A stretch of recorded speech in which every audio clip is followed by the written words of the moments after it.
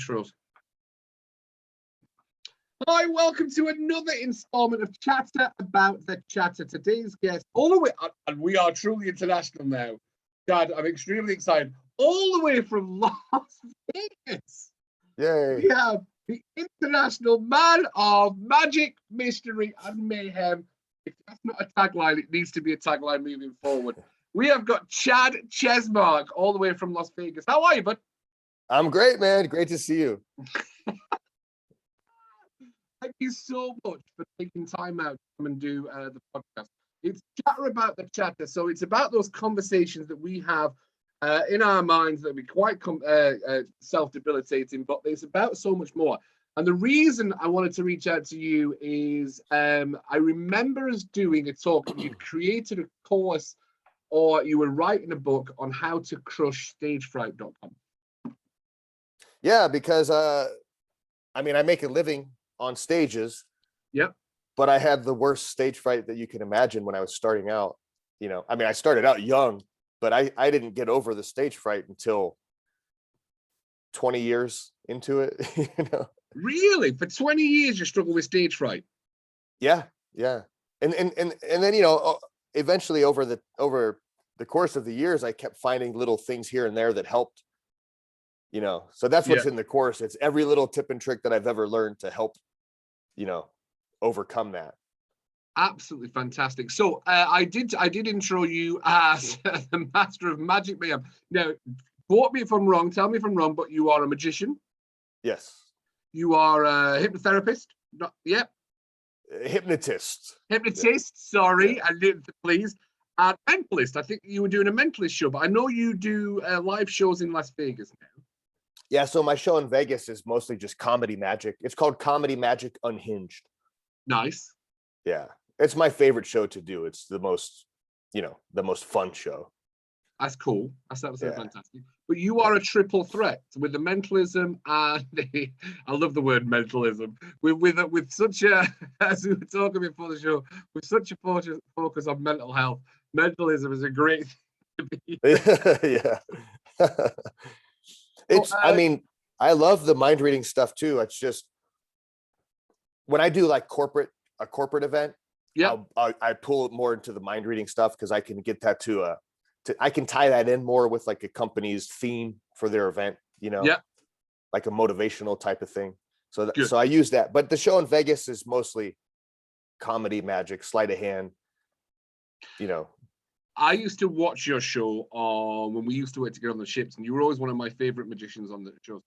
And I always used to. Have you still got the same climax at the end? Have you still got the same end which was the card reveal with Michael Jackson? With Michael Jackson, yes. I have not. I have a brand new ending. I took that out because that routine, which was 10 minutes of my show, required somebody on stage.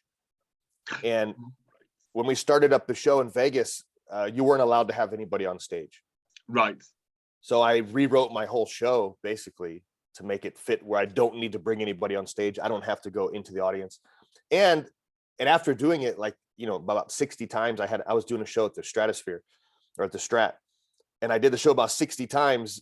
Then I got to the point where then they said, now you can bring people on stage. And I was like, I kind of like it how it is. Like, I didn't want to go back, you know? Yeah. Yeah. That's absolutely. So how long have you been up in Vegas now? Only about 2 years.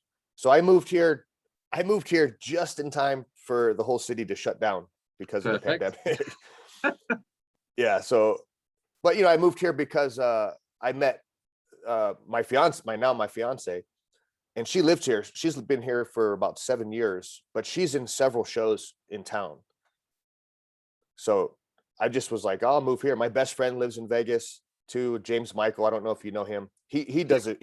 No, I don't know. He's the redneck magician at the Strat. So when I was doing the show at the Strat, I was actually filling in for him because he was having some took a couple months off.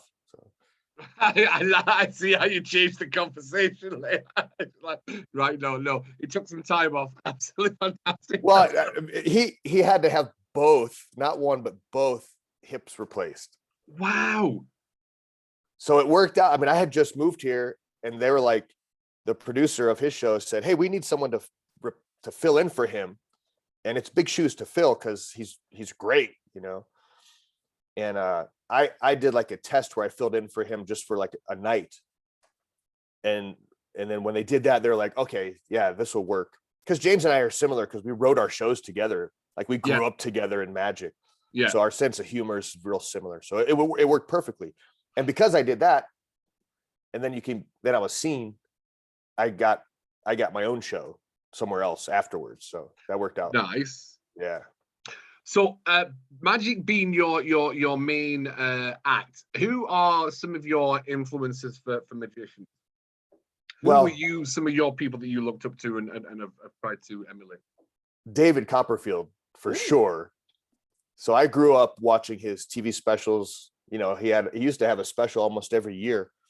And when, you know, I wanted to be David Copperfield. I mean, I used to come out and do dead serious magic. You know, there was no comedy. It was just but I realized I wasn't cool enough to be that character, you know. And any more? How do you? Because look, I'll drop some magicians that I'm a massive fan of. So I'm a massive fan of Jay Sankey. The Art of Astonishment, Paul Harris, massive fan of Paul Harris. Me too, yeah. And Daryl, actually, and I know I'm actually talking about Daryl, the magician's magician. I love Daryl. I know he committed suicide about 2 years ago. Yeah.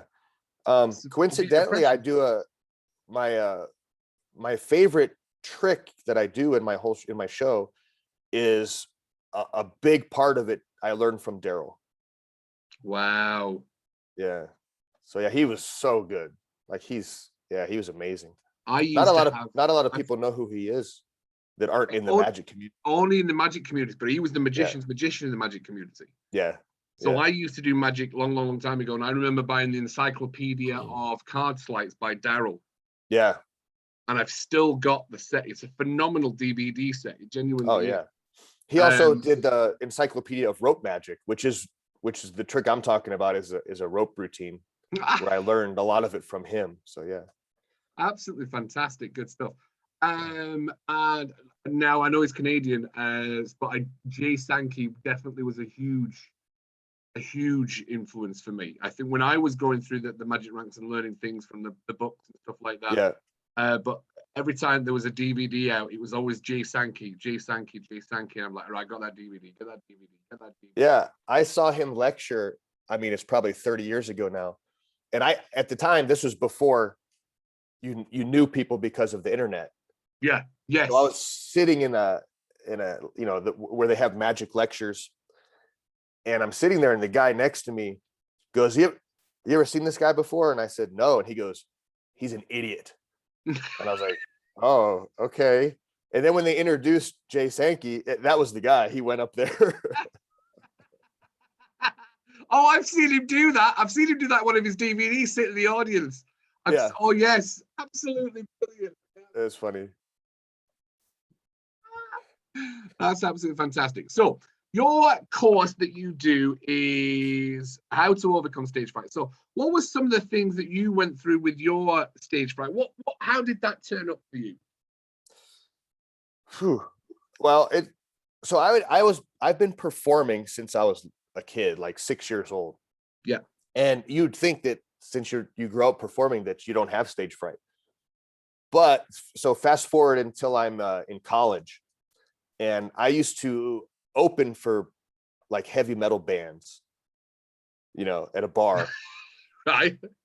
And I would come out, and it's funny because the magic I was doing at the time was horrible when I look back on it. But there's a trick where you have a candle and you pinch out the flame, the candle disappears, and then you have a dove. Right. So I was doing that as my opener. And I came out on stage. This is a good example. I came out holding the candle and it's lit. So I was so nervous that my hand was shaking like this. And because it's a flame, you could see it go, like this. Then I'm supposed to pinch the flame to make the candle disappear.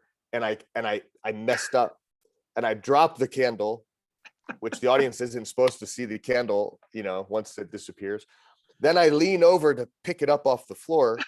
And as I do that, the dove, which is hidden somewhere, falls out. And so, I mean, that's how nervous I used to get. So I screwed up my whole beginning of my act because of it. Brilliant. It was bad.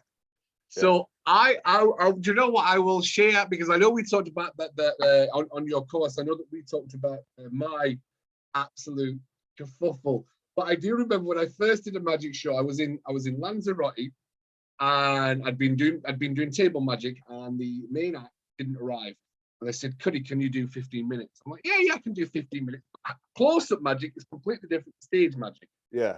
As you know, what you do there doesn't always translate on a big stage. So I was like, okay, I always loved Rocky Raccoon. My favorite routine in the world was Rocky Raccoon. I absolutely loved that.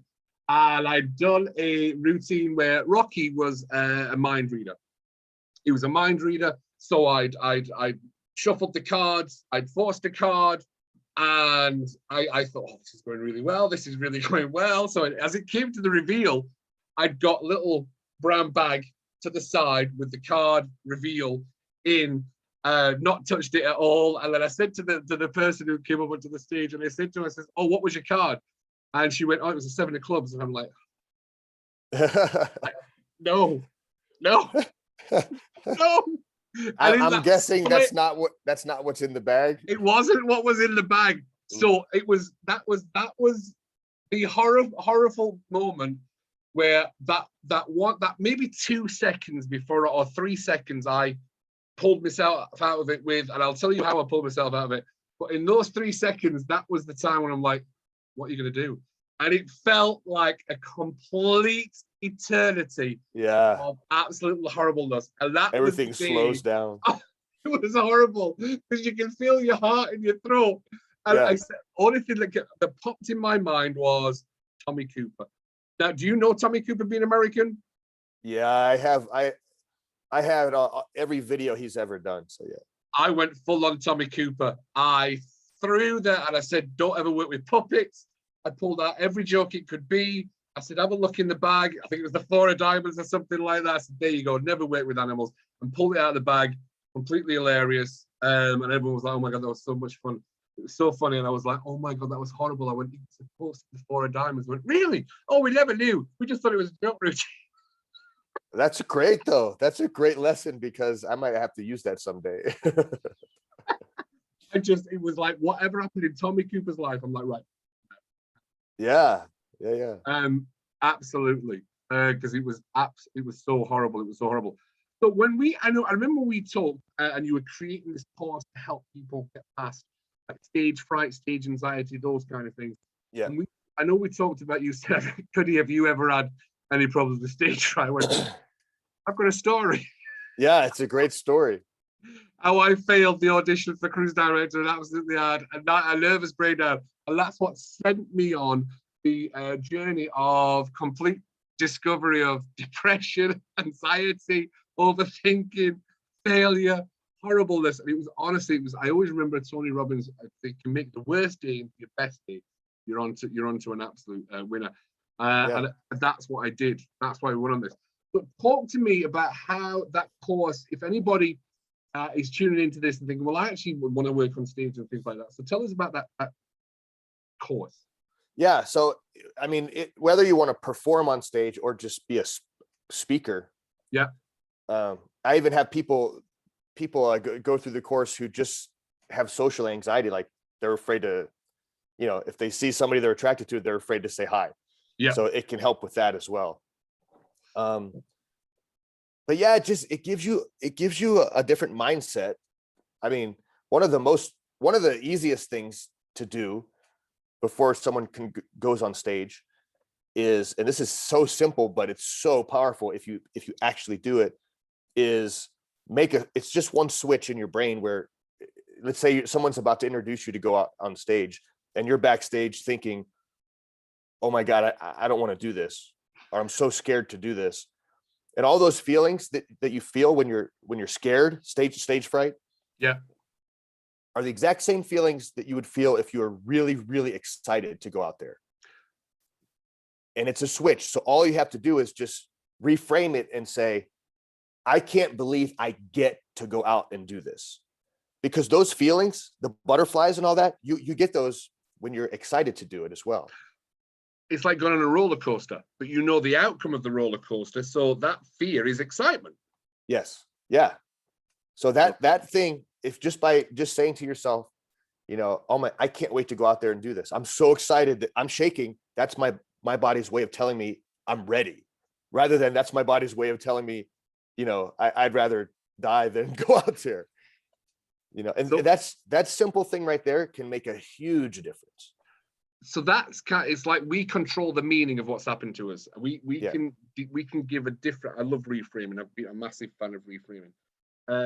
So that's how you can use the meaning and the stories that we create to change that emotional state that we're going to go through. Yeah. That's brilliant. That's absolutely fantastic. But then I also teach little things like what are some of the things that could go wrong? And you try to eliminate as many of those as you can. So you set yourself up to win. And here's an example that I love. Somebody who has to speak on a microphone, let's say that's a microphone. And if you're nervous, it's going to shake, especially if you hold it low. Yeah. It's going to do just like my candle. So, but if you move your hand up here and you do the same motion, it's less shake. But one of the things that helps with the traditional microphone is if you anchor it. So your elbow anchors to your ribs. So there's anchor 1, and anchor 2 is the microphone is just going to touch your chin. Yeah. And now it can't shake. So now you've eliminated that problem. So now you don't have to worry, like, what if I shake? Well, you can't shake like this. Yeah. And this is you're speaking right over the top of the mic. You're going to sound good. Yeah. You know, so if you're trying to hold it here and hold still and you're shaking, you're going to look nervous. So if the audience thinks you're nervous, then they're going to get nervous, and that's going to make everyone get more nervous. But if you look calm, then they're going to be calm, you know, because the audience wants you to win anyway. They don't want you to be up there nervous. They want you to succeed at what you're doing. And that's the thing that most people don't realize. And if I remember rightly, I used to talk, one of my tips was, no one knows what you're supposed to say. There's only you that knows that you've messed up your speech. Nobody else in the entire room knows that you've messed up your speech. And just like the trick you were talking about that you did with the Rocky Raccoon. Yes. They didn't know. Nope, so they had no idea. They had no idea whatsoever. And that's how I got out of it. I just made it into a joke routine. Yeah, absolutely fantastic. That's brilliant. Yeah, I think a lot of people go into speaking thinking that the audience is judging them. But most of the time, almost everybody out there is just thinking, thank God that's not me. Now, you mentioned something that I know, but you mentioned that most people think they're judging them. Is that because they judge everybody else? I don't know. I mean, I don't judge somebody. I'm the guy thinking, if somebody's up there speaking, I'm thinking, sometimes I'll think, how would I be doing what they're doing? What would be my spin on it? But I don't think people are judging, and if they are, then because you don't judge. But that's the thing with judgment. The reason we get stuck and entangled in that judgment paradox is, if you go out thinking you're being judged, it's because you've been sat in the audience judging somebody else. Yeah. So I always say judgment and emotions are like boomerangs. Whatever you throw out, you're going to get back. Yeah. So that's the judgment, the I don't think paradigm's the right word, but that's the circle of judgment that you get yourself into, because you've been that person that's done it. You think, well, everybody else must be doing it. And I was like, no, that's not the case. Trust me, most people will be there supporting you on. Absolutely fantastic. I love that. Yeah. So, I mean, I've gone to like seminars and such, and I see a speaker who's basically spewing information that everybody already knows. They're just they're putting common sense in a different light. Yes. And I'm thinking, okay, they're not saying anything new. But then you hear people next to you go, oh, this is brilliant, and they're taking notes. You know, so most of the people are watching someone on. If you're on stage, you're the authority figure. So people are going to think this person must know more than me. So they pay attention. Absolutely, love that. Brilliant. It's true. It is so true. So your residency, it's a residency now in Las Vegas. Yeah, and my friend who is producing the show set it up in such a way that it's not called the Chad Chesmark show. It's called the House of Magic. And the reason we did it like that is because that way I can be there. But if I book a corporate, like a speaking event or something, or I want to go on a cruise for a week, they can put somebody else in there and it's not a problem. So that swings both ways. It means you're completely replaceable at any point. Yeah, that's true. Yeah. They've well played that one really well, but it takes the pressure off you thinking I've got to be here the whole time and I don't want to say no to the work. Yeah, because if it was my name on the show, then I'd have to always be here, or pretty much, always be in town. Yeah, absolutely. And you just got engaged, Chad. Yes, just a couple of days ago. And you've had, if I remember correctly, you've had relationship challenges in the past that were harsh. Oh yeah, I was married for a long time to somebody who's a narcissist. Right. And which means that the whole world in their eyes revolved around them. Right. And they're very controlling. And if you're an empathetic person, which I am, right. Look at the smile as he says it. I love it.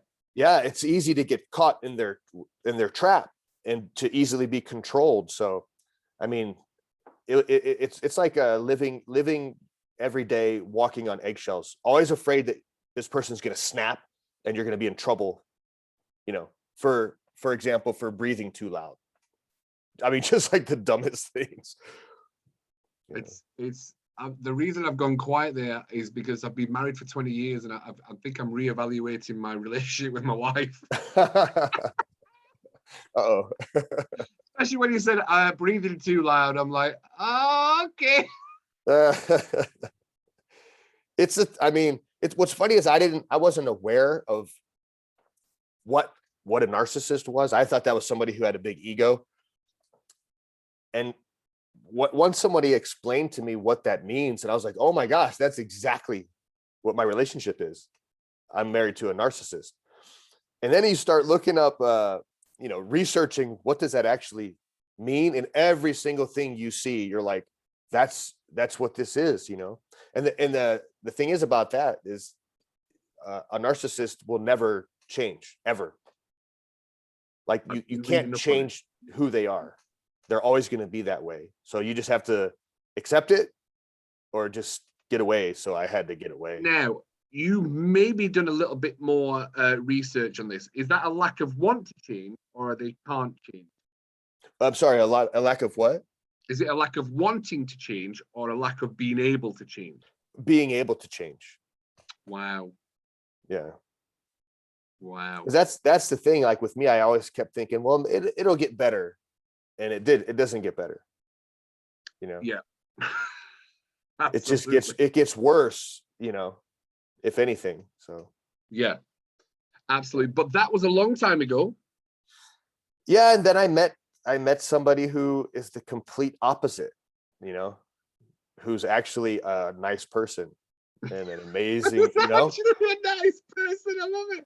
Yeah, because I was with somebody who was not. They were not kind. They didn't like other people. They try to keep you away from your family and stuff like that on purpose because they're afraid your family will talk sense into you.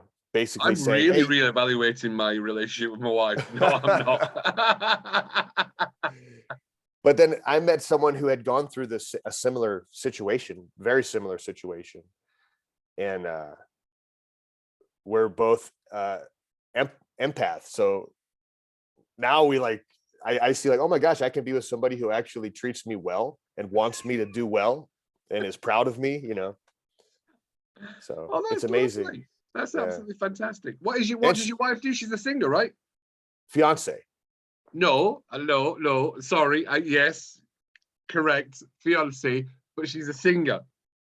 She's a singer in Vegas right now. She's in a show at the Venetian called This Is Christmas. Oh, and nice. it's a whole bunch of people from American Idol. Oh, So she was wow. on that. Yeah. And It's your cool. fiance was on American Idol? Yeah. Yeah. Wow. And what's the name of your fiance? I'm going to check her out. What's the name of your fiance? That sounds wrong. That sounds completely wrong. You're going to check her out. You got to go to I was going to give you some adult website, but I'm kidding. So she's an American Idol contestant. Yeah, when she was 16 years old. Oh, okay. But everybody in the show is from the like the first 4 years or so of the show. Wow. But yeah, her name is Laura Wright. But there's another. Looks like you're googling a name to make sure you've got it right. That's because there's a Laura Wright in the UK who's also a singer, and people I just typed it in and the other Laura Wright showed up. Does that not mean you've been looking for the other Laura Wright more than your wife? It just shows. I don't know what it is. It just shows up. If you go to Laura Wright Music, that's right. Okay, cool. That's the right one. Okay, that's the right one, Laura Wright. Absolutely fantastic. So you're going to be in Las Vegas for a while. I know you've got the opportunity to go elsewhere and do some other things. I know we were talking about that before as well. But where do we get the Crush Stage Fright course from? Crushstagefright.com. And couldn't be any easier. Yeah, and the way I have it set up right now, if this will load.